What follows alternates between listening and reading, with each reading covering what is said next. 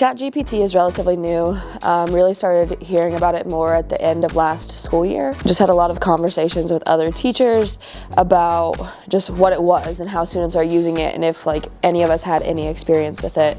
Haven't really gotten into it much this school year, but we're definitely going to cover it and talk about it at some point this year. My take is that we're getting very capable systems. You can see this just in terms of metrics. If you measure ChatGPT's performance, for example, on standardized tests, you can see that it can get a score of 5 across many AP exams. You can see it can get better scores on standardized tests such as the GRE and the LSAT than most humans. So we can objectively see that these systems are quite capable. It's like cell phones. I mean, you can say everybody put them away and that's fine, but they're going to be out. They're going to be used, and they can be used effectively if you use them properly. Finding ways to use new technology in classrooms in a way that is productive and helpful to students and to show students how to use things responsibly. I would equate it to like a cell phone. There are laws that have been passed on cell phones because people are using cell phones when they drive. So technology can be abused and used in a wrong way, and technology can be really helpful to us and do that. This is the future that we're headed towards, and so both educators and students should be thinking about where the future is headed and how we design education that's preparing students for the future and that's being a part of the future. I feel quite confident that these AI models are here to stay and that they're going to be an integral part of the future. So they'll change the way we live, they'll change the way we work, they'll change the way we learn. There are a lot of opportunities for educators to use this technology for good. There's a level of integrity that we expect everybody to have, and when we violate that integrity, we need to address that. So your question was, how can we trust students? We trust students every single day.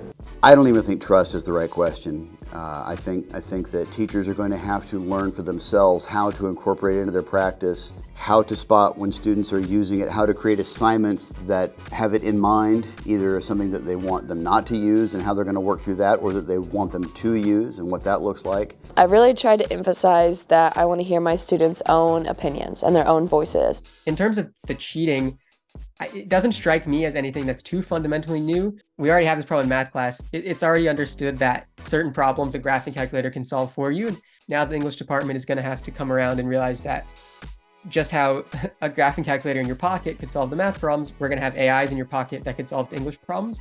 Yeah, how can teachers use these AI models in education without taking away from the integrity of the teaching, the integrity of the learning, and the integrity of the students?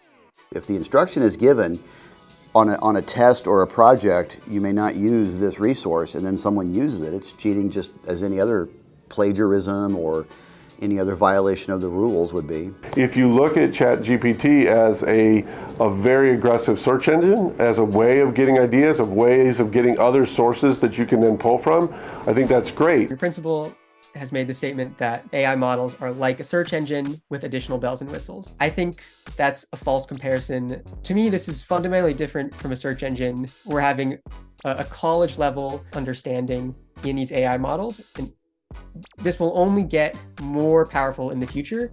In the coming years, they're only going to get smarter, and they're going to continue to be able to do college level academic work and beyond.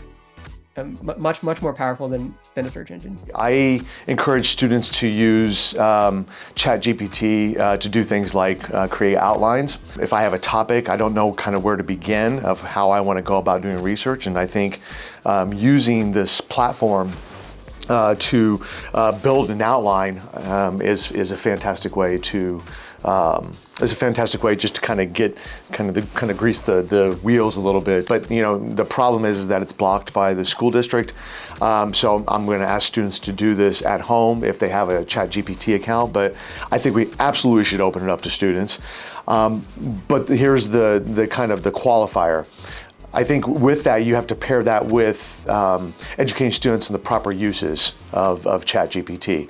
So I think if we were able to teach students how to work with the technology in a way that benefits us and not just use it to get out of an assignment, I definitely think it could be a positive in that way. I really hope that instead of limiting its use, I think we should really just open the doors up to it and help students figure out how to navigate, not just its use from an application perspective, but its use from an ethical and responsible perspective. So.